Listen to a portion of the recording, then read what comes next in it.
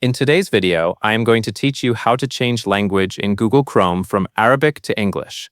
To begin, open Google Chrome on your computer. Once the browser is open, look to the top right corner of the window. You will see the three vertical dots. Go ahead and click on those three dots to open the menu. When the menu appears, look for the Settings option and click it. This will take you to Chrome's Settings page, where you can control many parts of the browser, including appearance, privacy, and language preferences. If the browser is currently in Arabic, the text will look different, but the Settings option is still found in the same general menu area, so focus on its position if needed. After you open Settings, find the Language section. In Chrome, this is where you manage the display language used by the browser. Click on Language to view the available language options.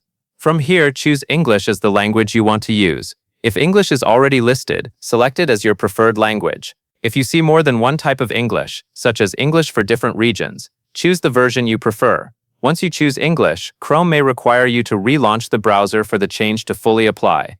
If you see a relaunch option, click it. This will close and reopen Chrome, and the browser interface should then appear in English instead of Arabic. That covers everything you need to know.